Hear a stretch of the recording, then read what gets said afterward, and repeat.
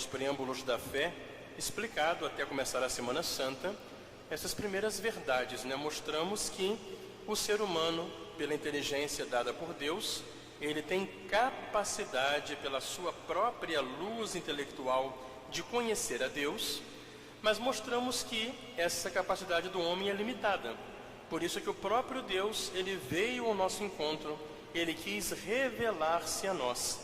E essa revelação de Deus a nós, ela chegou até nós através da sua manifestação na história, que vem a nós pela palavra de Deus, transmitida oralmente ou por escrito na Bíblia, que nos é comunicada através do magistério da igreja.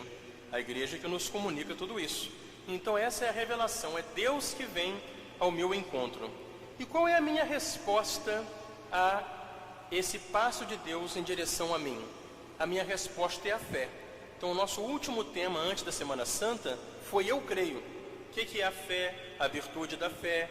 A fé como ato da inteligência que adere a Deus, que aceita verdades que a superam, mas que não são contrárias a ela, baseado em quê? Na autoridade de Deus, que é a própria sabedoria, Deus que não se engana nem pode nos enganar. Então, uma vez que nós explicamos tudo isso, é hora de nós começarmos agora a explicar as principais verdades da fé que estão contidas nos símbolos da fé. Então, nosso tema hoje vai ser falar disso. O que são os símbolos da nossa fé? Os símbolos da nossa fé são fórmulas articuladas, explicadas, também chamadas de profissão de fé ou também de credo, com a qual a igreja, desde o seu começo, ela expressou de um modo resumido e transmitiu a própria fé com uma linguagem normativa e comum a todos os fiéis. Desde o começo da igreja, estando ainda vivos os apóstolos, apareceram muitas heresias na igreja.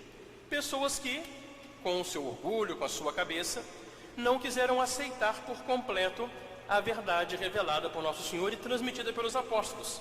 Começaram a querer discordar ou a escolher o que queriam acreditar. Vocês veem que São João no Apocalipse, ele já chama a atenção de hereges na sua época. São Judas Tadeu, na sua epístola na Bíblia, também chama a atenção. São Paulo, nos Atos dos Apóstolos, já reclama, já fala com os fiéis de Éfeso, por exemplo, olha, quando eu sair dentre vós, virão lobos no meio de vocês, de vós, que irão trazer falsidades, irão dividir. Por isso que desde o começo da igreja, houve a preocupação de colocar por escrito as verdades principais da fé, justamente para quê? Para proteger a fé do povo. São Francisco Xavier, numa catequese que ele dava ao povo lá na Índia, quando ele evangelizava os pagãos lá, ele relata uma tradição muito antiga, não se sabe bem ao certo, né, mas uma tradição piedosa, que conta que, quando os apóstolos foram partir pelo mundo para pregar o evangelho, eles se reuniram e falaram assim, olha, nós vamos para o mundo todo. Então, para que em todo mundo tenha a mesma fé, vamos colocar por escrito as verdades principais. Aí então, cada apóstolo foi preparando uma formulazinha, uma frasezinha que resumisse uma verdade principal da fé. Como são 12 apóstolos, eles fizeram 12 pequenas frases ou 12 artigos que compuseram a profissão de fé ou símbolo dos apóstolos. Aí São Francisco Xavier conta, né? E São Pedro compôs essa parte, São Paulo aquela outra, Santo André aquela outra. É uma tradição piedosa. Mas desde a sua mais remota antiguidade, a igreja, ela compôs essas fórmulas de fé especialmente para o rito do batismo. Eram chamados de símbolos batismais. Quando aqueles pagãos ouviam a pregação e se convertiam, eles entravam num grande processo catecumenal, faziam a catequese, que depois terminava com a celebração da Quaresma e eles eram batizados na noite santa da Páscoa.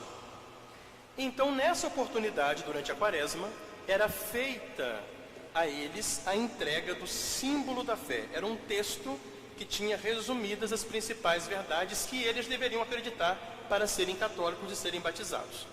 Dentre esses símbolos da fé ou profissões de fé dadas no batismo na antiguidade, chamados de símbolos batismais, o mais tradicional conservado na Igreja Romana é chamado símbolo apostólico, que vem ainda anterior. As versões originais são em grego. É o símbolo ou profissão de fé dos 12 apóstolos. Essa que São Francisco Xavier contava que os apóstolos escreveram nessa tradição, que é o que nós rezamos quando começamos o terço. É o credo que tem as 12 principais verdades da fé, ou o elenco dos 12 principais artigos da nossa fé católica. Depois, durante o século IV, a Igreja precisou convocar 2 grandes concílios, os 2 primeiros concílios ecumênicos da Igreja, para poder defender a fé contra heresias que começaram a atacar de um modo muito forte a cristandade. A primeira grande heresia de um alcance internacional, podemos dizer na época, foi a heresia de Ario. Ario negava que Jesus fosse Deus. Ele dizia que Jesus era um grande profeta, mas que não era Deus como Pai e o Espírito Santo.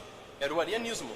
Então houve o grande concílio de Nicéia, que condenou essa heresia, reafirmou a fé na verdade da divindade de Cristo, e aí então houve um desenvolvimento colocado nesse símbolo dos apóstolos. Isso foi no ano 325. Depois, no ano 381, houve um outro concílio em Constantinopla, e lá também condenaram uma outra heresia que negava a divindade do Espírito Santo. E afirmaram, não, o Espírito Santo é Deus que procede do Pai e do Filho. E colocaram também um desenvolvimento naquele primeiro símbolo apostólico. Então esse também é chamado símbolo ou profissão de fé niceno-constantinopolitano. São as 2 fórmulas mais importantes do resumo da fé católica que nós temos. Primeiro é o credo dos apóstolos, que nós rezamos no terço.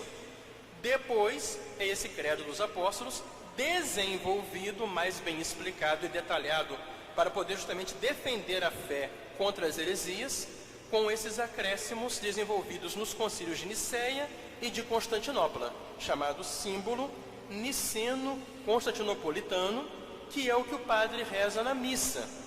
É aquele: creio em um só Deus, Pai Todo-Poderoso, não é? Criador de todas as coisas, do céu e da terra, todas as coisas visíveis e invisíveis, em um só seu Filho, nosso Senhor Jesus Cristo, Filho único de Deus, não é? Nascido do Pai de todos os séculos, Deus de Deus, luz de luz, Deus verdadeiro de Deus verdadeiro. Vocês veem que ele é mais desenvolvido do que aquele do terço, que é o apostólico.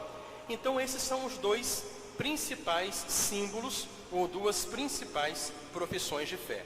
E assim, não é, no próximo domingo, a gente vai começar a explicar o primeiro artigo do Credo dos Apóstolos, que é: creio em Deus Pai Todo-Poderoso, Criador do céu e da terra. A gente vai começar.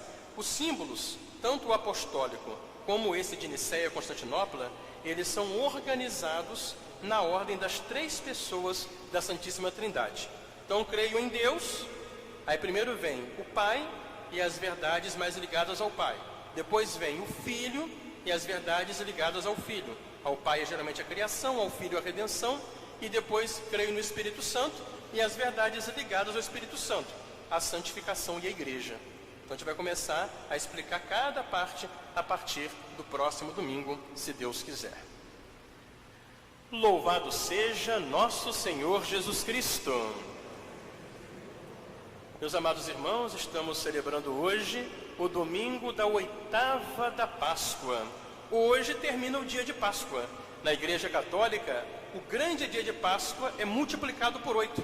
Então hoje se encerra a grande festividade começada domingo passado, também chamado domingo Inálubis, domingo das roupas brancas, porque os antigos cristãos que eram batizados na Páscoa ficavam a semana inteira usando a veste branca, simbolizando a pureza do batismo. E hoje é que eles depunham as vestes brancas e voltavam às suas roupas comuns, para mostrar a necessidade agora de, na vida comum, continuarem perseverando e testemunhando o seu batismo. E hoje também é o domingo da Divina Misericórdia. Jesus misericordioso, que pediu essa festa por meio de Santa Faustina para nós, para que nós celebremos a sua grande misericórdia para conosco